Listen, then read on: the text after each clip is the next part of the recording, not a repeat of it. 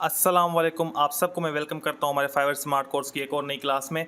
तो बेसिकली आज हम सीखने जा रहे हैं कि प्रपोजल कैसे लिखते हैं, बायर रिक्वेस्ट सेंड कैसे करते हैं, एक इफेक्टिव प्रपोजल आप कैसे लिख सकते हो जो कि क्लाइंट को अट्रैक्ट करे और आपको रिस्पॉन्स आए। मोस्टली सवाल ये होते हैं कि सर हमें रिस्पॉन्स नहीं आता, हम प्रपोजल लिखते हैं हमें वही जवाब नहीं आ रहा होता।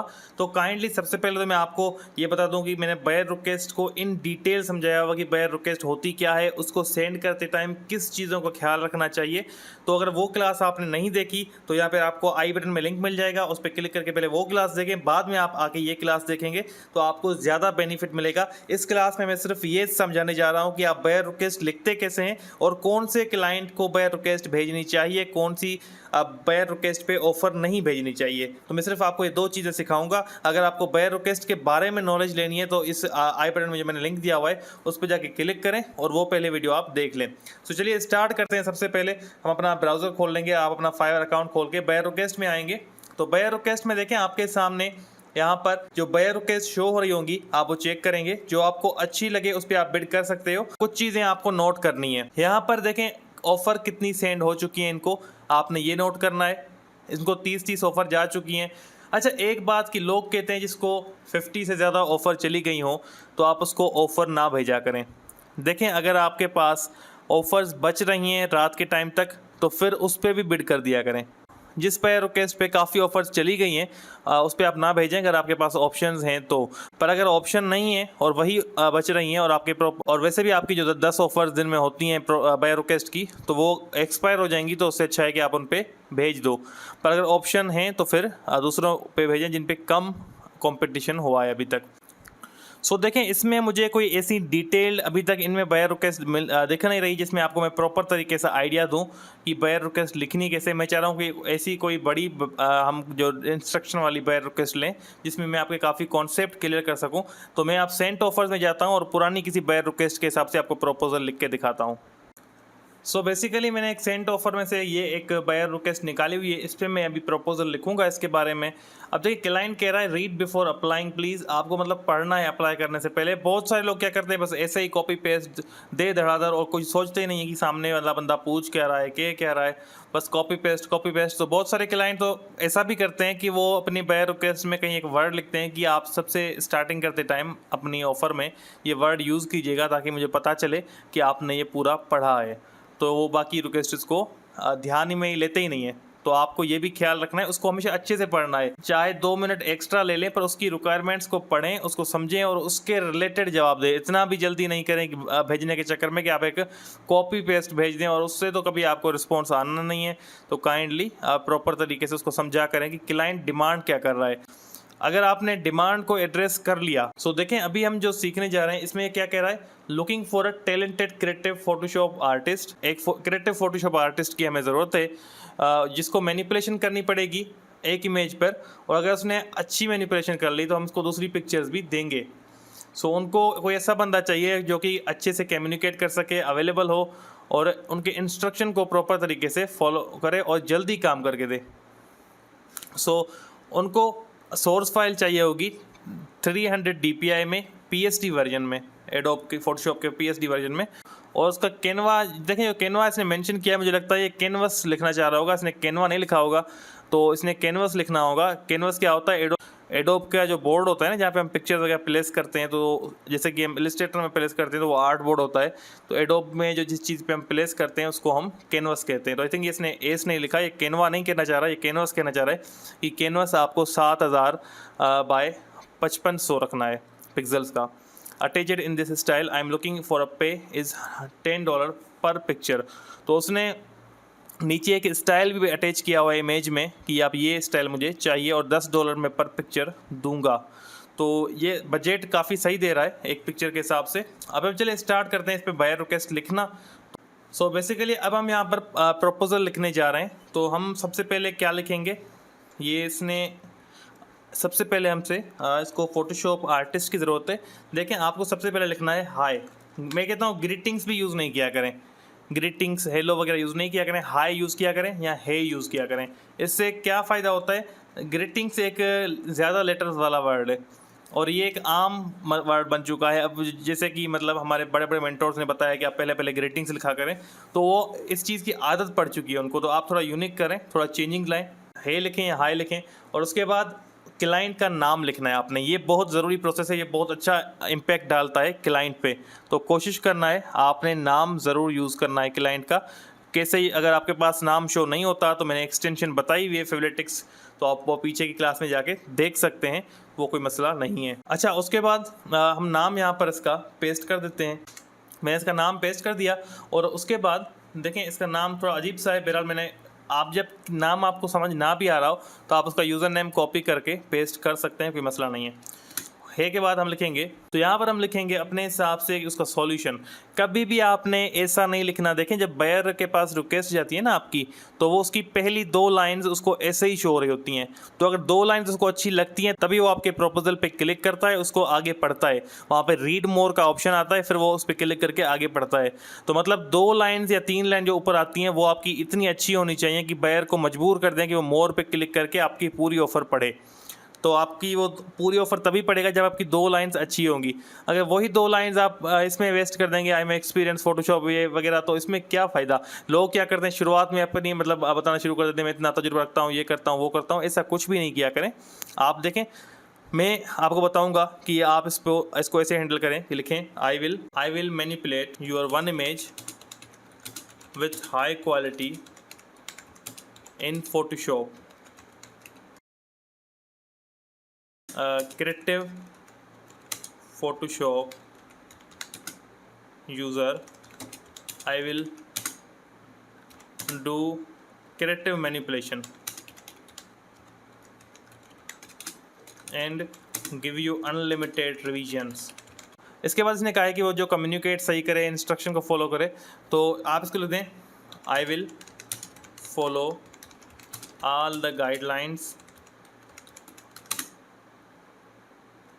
and give you PST source file with 300 DPI।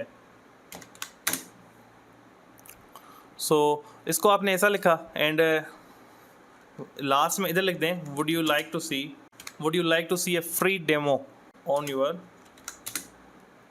One image. देखें ये जो ट्रिक है ना डेमो वाली, ये क्लाइंट्स को हद से ज़्यादा अट्रैक्ट करती है। ये मैं अपने एक्सपीरियंस के बेस पे आपको ये शेयर कर रहा हूँ। ये डेमो वाली ट्रिक बहुत ज़्यादा वर्क करती है। मैंने बहुत सारे प्रोजेक्ट इससे विन किए हैं। क्लाइंट डेमो मांगने के लिए आ ही जाते हैं, उनको ऑर्डर देना हो ना हो, फ्री का जो डेमो सुनते हैं ना, तो वो आ जाते हैं कि डेमो दो हमें। तो उसमें देखें आपका टाइम लगता है, टाइम ज़ाया होता है, पर मोस्टली क्लाइंट फंस भी जाते हैं। अगर आपके काम पे आपको भरोसा है तो वो फंस जाते हैं और आप वो कहीं जाते नहीं है फिर। तो आप जब डेमो देंगे उसकी पूरी फाइल रेडी करके, उसको एक इमेज उसकी रेडी करके उसको दिखाएं, उसके ऊपर अपना वाटर मार्क लगा दीजिएगा, डेमो लिख दीजिएगा, ताकि वो कॉपी करके भाग ना जाए। तो आपने वैसा करना है, पर मतलब क्लाइंट एक अट्रैक्ट हो जाता है कि हाँ ये बंदे में दम है, और जो इतनी बड़ी बात कर रहा है कि आप मैं फ्री में आपको डेमो दे रहा हूँ, तो वो कहता है कि इसको अपने सलाहियतों पे भरोसा है, तो वो आ जाता है टेस्ट करने। और ये बहुत अट्रैक्टिव चीज़ होती है। मैंने बहुत बार इस चीज़ से फ़ायदा उठाया और आप भी उठा सकते हैं। तो ये देखें, इस तरीके से मैंने इसको लिखा है, और इसके आगे मैं इसको लिखता हूँ, और इसके लास्ट में देखें हर चीज़ को आप एड्रेस नहीं करें, कुछ पॉइंट्स को एड्रेस करना होता है बायर की रिक्वेस्ट में से, ताकि उसको पता चल जाए कि इसने रिक्वेस्ट पूरी पढ़ ली है। तो ये दिखाना होता है। तो हमने उसकी मेन पॉइंट्स को हाईलाइट कर दिया है। अब मैं इसको एडजस्ट करता हूँ। तो यहाँ पर मैंने लिखा है, I will start the work in next minute you hire मी।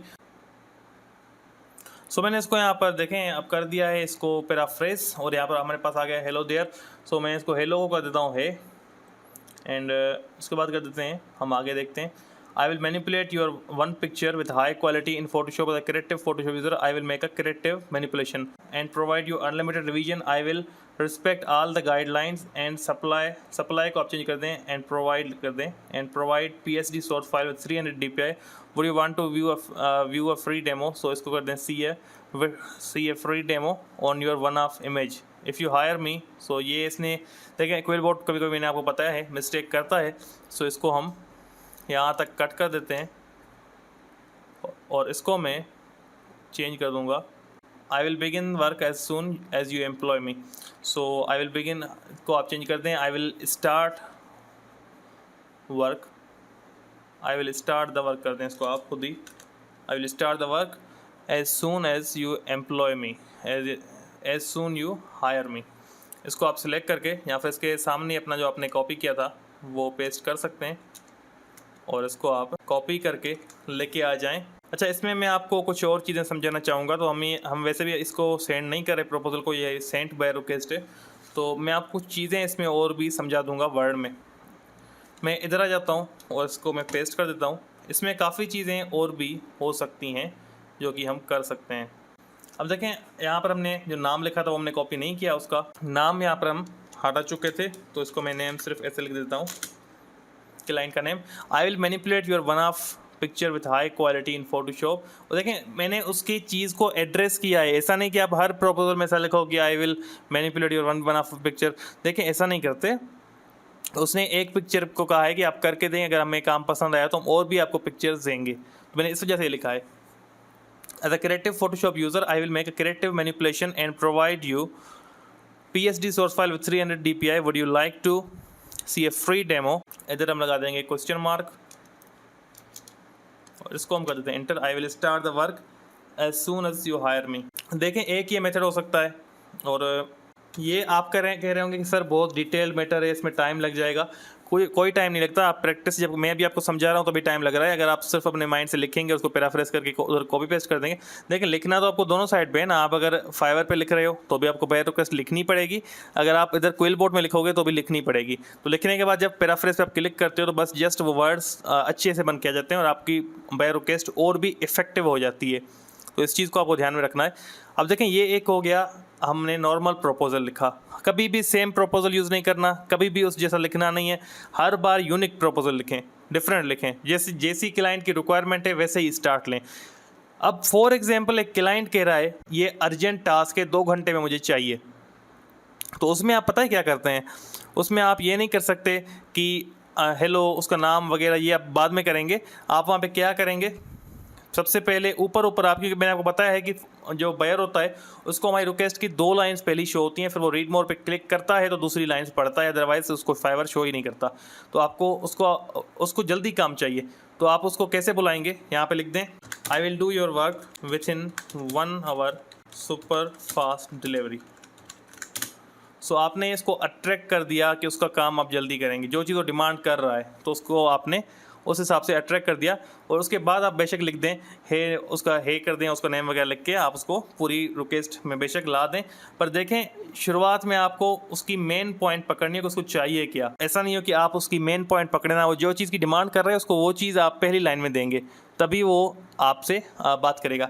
अच्छा, ये चीज़ हो गई। अब देखें, कभी कभी हम बिज़ी होते हैं और हमारे पास टाइम नहीं होता, उसमें आप 1 लाइनर यूज़ कर सकते हो। देखें, आप बिज़ी हो, आपको कोई टास्क है उसके बारे में आप बहुत ज़्यादा बिज़ी हो और मतलब बिल्कुल टाइम नहीं है, तो उसमें आप अपने बायर रिक्वेस्ट को वेस्ट ना होने दें, उस सारी ऑफर भेज दें। क्या करेंगे, आप जस्ट 1 लाइन रखेंगे, I am available for the task for a demo, you can send me A message. या आप इतना 1 लाइनर लिख के उसको भेज दें। तो ये आप कर सकते हैं जब आप बिज़ी हो। देखें, बहुत ज़्यादा बिज़ी हो, कोई खुशी का मौका है, कहीं पे बिज़ी हो, तो फिर आप इस चीज़ को ट्राई आउट कर सकते हैं। मैं कतई ये नहीं कह रहा कि आप रोज़ ये काम रिपीट करते रहें।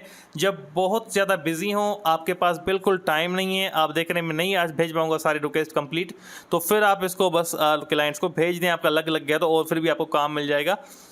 याद रखें, जो बंदा रेगुलरली 10 बायर रिक्वेस्ट भेजता है उसको रैंकिंग फैक्टर्स में भी फ़ायदा मिलता है। उसकी गिग भी रैंक्स होती हैं और रैंक होती हैं, उसकी प्रोफाइल का रैंक बढ़ता है, उसको बहुत ज़्यादा फ़ायदा मिलता है। डी रैंक भी हो तो रैंक में आने से।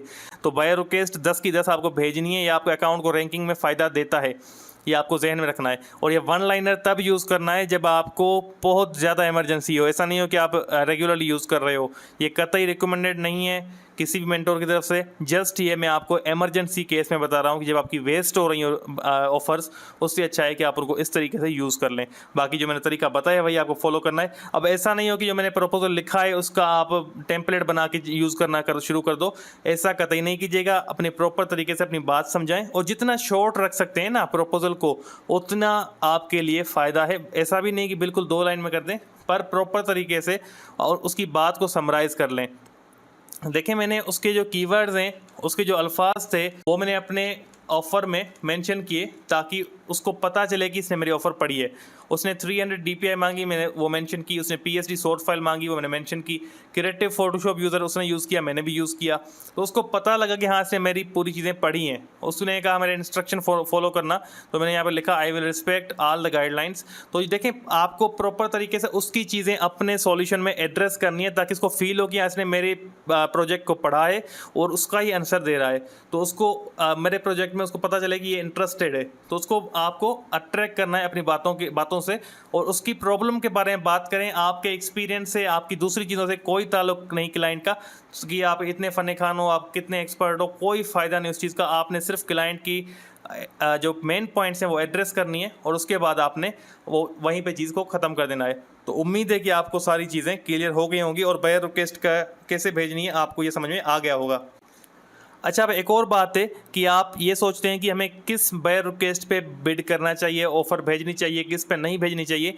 ये चीज़ें बहुत अहम होती हैं। आपके पास जब आप 7 गिग्स बना लेते हो तो बहुत ज़्यादा ऑफ़र शो हो रही होती हैं, और आपको सेलेक्ट करनी पड़ती हैं कि हमें हमारी ऑफ़र वेस्ट नहीं करनी, ख़त्म नहीं करनी। ऐसा नहीं है कि आप सुबह के टाइम पे 10 ऑफ़र भेज के बैठ जाओ। तो आपको प्रॉपर प्रोजेक्ट्स पे अपनी ऑफ़र भेजनी है। अगर आपको रैंडमली ऑफ़र भेजनी है तो रात को भेजनी है जब आप सोने लगो। सुबह को, दोपहर को आपको प्रॉपर तरीके से यूज़ करनी है कि ये प्रोजेक्ट मेरे काम का है कि नहीं है, और आपको क्लाइंट को चेक करके फिर उसको भेजनी है, ताकि आपकी जो ऑफ़र है वेस्ट ना हो। सो बेसिकली आपको आना है इधर, और देखिए मैंने एक्सटेंशन आपको बताई हुई है। तो जैसे आप इसके नाम पे क्लिक करोगे, इसको ओपन कर लें, इसकी प्रोफाइल आपके पास ओपन हो जाएगी। तो एक तो ये बात आपको देखनी है कि ये क्लाइंट के पास रिव्यूज़ हैं कि नहीं है। एज अ बायर, देखें, हम जैसे कि फ्रीलांसर को रिव्यू मिलता है, वैसे ही बायर को भी हम रिव्यू देते हैं, ये मैंने बताया हुआ है। तो इसको कितने फ्रीलांसर्स ने इस क्लाइंट को रिव्यू दिया हुआ है। कुछ क्लाइंट्स होते हैं उनके पास एक भी रिव्यू नहीं होता। तो होता है कभी कभी नए क्लाइंट आते हैं उनके पास रिव्यू नहीं होता, पर मोस्टली ऐसे लोग स्कैमर होते हैं, वो ट्रैफिक लेने के लिए आ जाते हैं, अपनी वेबसाइट वगैरह लिंक देते हैं कि चेक करो इसको, और उसके बाद मुझसे रब्ता करना है, ये वो। तो वो स्कैमर होते हैं, अपनी वेबसाइट को ट्रैफिक दिलाने के लिए फाइवर पे आके एक फेक बायर रिक्वेस्ट पोस्ट करते हैं। तो जिनके पास रिव्यू ना हो एक भी, तो मैं रिकमेंड नहीं करता कि उसको आप ऑफ़र भेजें। ठीक है, पहली ये बात। दूसरा, चेक कर लिया करेंगे उसको फ्रीलांसर्स ने कैसे रिव्यू दिए हुए हैं। कोई ख़राब रिव्यू तो उसको नहीं मिला हुआ। अगर उसको 3-4 बल्कि 4-5 ख़राब रिव्यू मिले हुए हैं, तो फिर उसको आप उससे थोड़ा सा अवॉइड करें काम करने से उसके साथ, क्योंकि वो मतलब ट्रिकी बंदा हो सकता है, आपको तंग कर सकता है, आपके अकाउंट पे एक ख़राब रिव्यू डाल के आपका पूरा बेड़ा गर्क कर देगा। तो अच्छा है कि आप उस क्लाइंट से बचें, तो ये भी आपको फ़ायदा मिल जाता है। तो ये आपको ध्यान में रखना है। ऑफ़र कब पोस्ट हुई है ये भी आपको ध्यान में रखना है। नई ऑफ़र हो, ऑफ़र्स उस पर कितनी गई हैं, कोशिश करें 50 से नीचे वाली जो रिक्वेस्ट है उन पे ऑफ़र आप भेजें। अगर नहीं है अवेलेबल तो फिर आप जो जिस पे 100 भी चली गई हो तो उस पर भेज दें, कोई इशू नहीं है। पर आपको कोशिश करनी है जिस पे मिनिमम ऑफ़र सेंड हुई हो तो वो आप उस पर जाएँ। एंड आपको ये वेरिफिकेशन कर लेनी है, अब बायर रिक्वेस्ट पोस्ट कर रहा है उसके पास रिव्यूज़ हैं कि फ्रीलांसर्स के नहीं। अच्छा, कुछ बंदे ऐसे होते हैं जो फ्रीलांसर होते हैं ना, वो भी ऐसा करते हैं। जो फ्रीलांसर जो खुद काम कर रहे होते हैं फाइवर पे, वो भी सेलर मूड ऑफ करके बायर रिक्वेस्ट पोस्ट कर रहे होते हैं। उससे फ़ायदा क्या होता है, लोग या उनकी मतलब नाम पे क्लिक करके उनकी प्रोफाइल पे जाते हैं, उनको फ्री में इंप्रेशंस, क्लिक्स वगैरह मिल रहे होते हैं।